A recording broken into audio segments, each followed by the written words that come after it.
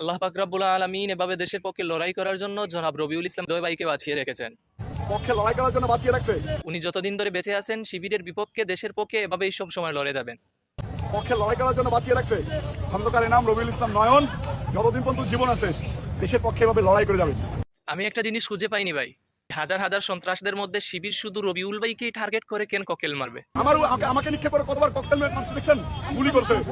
না না না না না, ককটেল বোম গুলি দিয়ে রবিউল ইসলাম ভাইকে দমিয়ে রাখা যাবে না।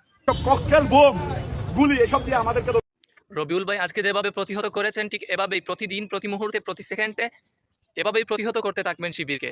আজকে যেরকম করে প্রতিহত করেছি প্রতিটা দিন প্রতিটা মুহূর্ত প্রতিটা মিনিট একই রকম করে কেলানির উপরে রাখবো। শিবিরের ভাইয়েরা একটু কিন্তু সাবধান হয়ে চলাফেরা করবেন। আজও পুলিশ তো রবিউল ভাইয়ের গায়ে ককটেল মারে আর পুলিশ চুপ। আপনার পুলিশ দিলে আপনারা ওরা গুলি করতেছে, আপনার পুলিশ দিলে ওরা গুলি করতেছে, আপনারা সবাই সামনে যেতে হবে। এদিকে আরেকজন বলতেছে বাংলাদেশে নাকি শিবিরের কোনো অস্তিত্বই রাখবে না। বাংলাদেশের কোনো ক্যাম্পাসে এবং এই পুরান ঢাকার কোনো ক্যাম্পাসে শিবিরের কোনো অস্তিত্ব ভবিষ্যতে থাকবে না, এখন থেকে থাকবে না, কোনোদিন ওরা প্রবেশ করতে পারবে না।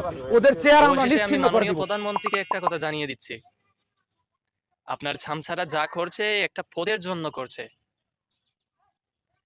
আর তার বিনিময়ে আপনাকে আপনার মন্ত্রী পদটা কিন্তু হারাতে হবে।